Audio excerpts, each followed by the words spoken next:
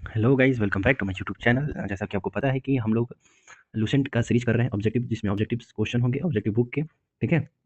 और इसमें अभी हम लोग सबसे पहले पॉलिटी को कवर अप करेंगे, और जो आज हमारा ये दूसरा वीडियो है जिसमें लगभग 70 क्वेश्चन हम लोग संविधान सभा से करेंगे। तो चलिए आइए शुरू करते हैं। तो हमारा पहला क्वेश्चन क्या है?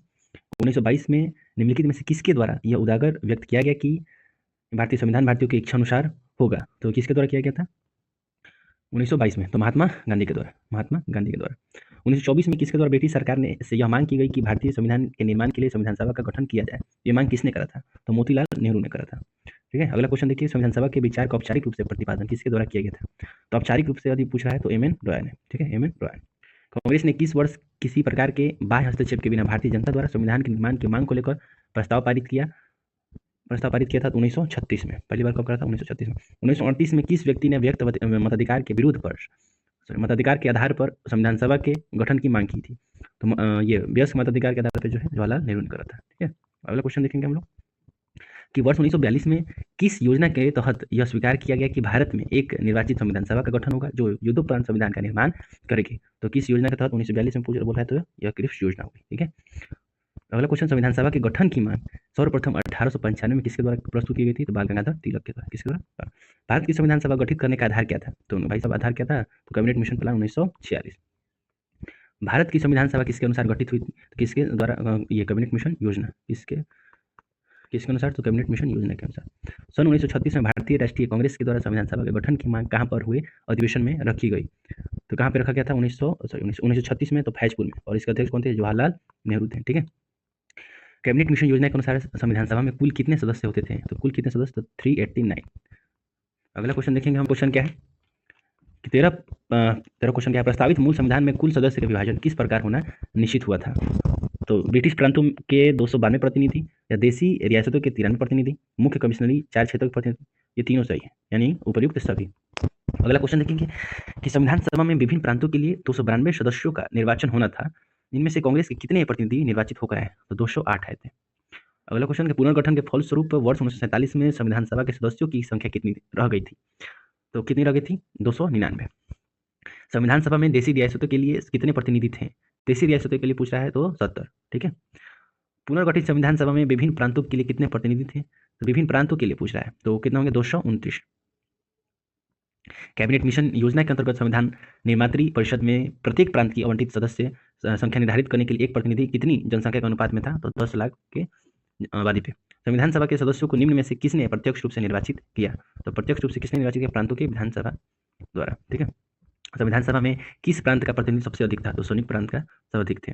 संविधान सभा में किस देशी रियासतों के प्रतिनिधि ने भाग नहीं लिया था? जिसने लिया था तो हैदराबाद के निजाम ने। बी आर अम्बेडकर का संविधान सभा में निर्वाचन हुआ था। तो इनका निर्वाचन 2 बार हुआ। तो पहला जो है आज़ादी से पहले जो पश्चिम बंगाल से, ठीक है, वहाँ के नोआखली से, और दूसरा जो है भाई साहब मुंबई प्रेसिडेंसी से, जब आज़ादी के बाद की हुई थी। ठीक है। अगला देखते हैं कि मुस्लिम लीग ने किस कारण संविधान सभा का बहिष्कार किया था? तो मुस्लिम लीग ने मुस्लिमों के लिए एक अलग संविधान सभा चाहते थे। संविधान सभा का चुनाव निम्न में से किस आधार पर हुआ था? तो वर्गीय मताधिकार। किस आधार पर हुआ था? वर्गीय मताधिकार आधार पर। संविधान सभा के सदस्य प्रतिनिधि थे। तो संविधान सभा के ये प्रतिनिधि जो थे जनता द्वारा क्या थे? अप्रत्यक्ष निर्वाचित थे।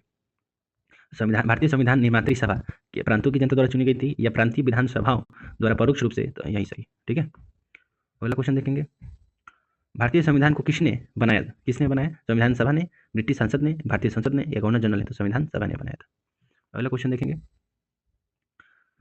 संविधान सभा के लिए चुनाव कब संपन्न हुए थे? तो वर्ष 1946 में। ठीक है।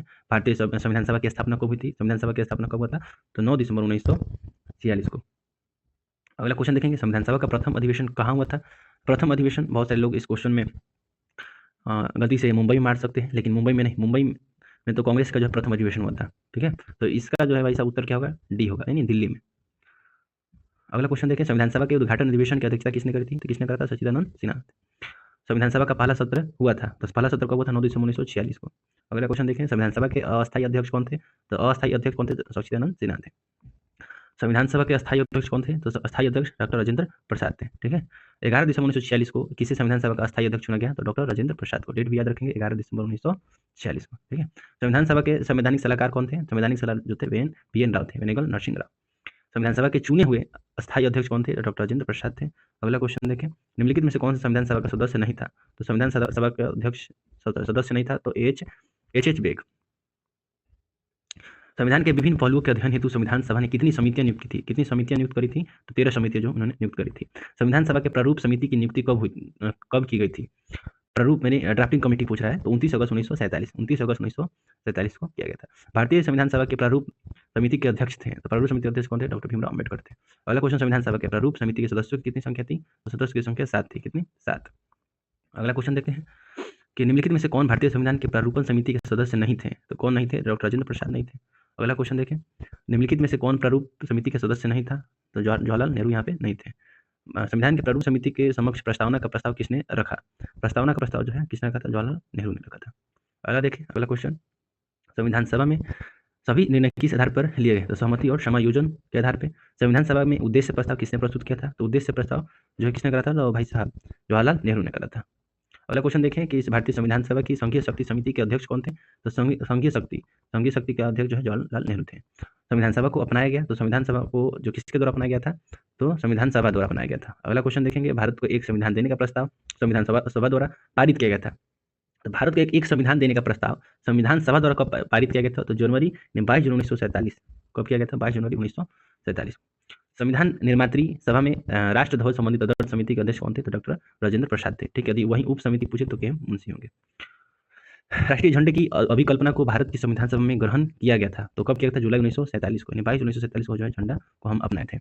भारत की संविधान सभा ने किस तिथि को राष्ट्रीय ध्वज को अपनाया? तो 22 जुलाई 1947 को अपनाया था। संविधान सभा ने संविधान को अंतिम रूप से किस दिन पारित किया? तो 26 जनवरी 1950 को पारित किया था। संविधान सभा को अंतिम रूप से किस दिन आखिरी बार मिली? तो कब आखिरी बार मिली थी? 24 जनवरी 1950 को। संविधान सभा के कितने उपस्थित सदस्यों ने संविधान पर हस्ताक्षर किए? तो कितने उपस्थित सदस्य? 284।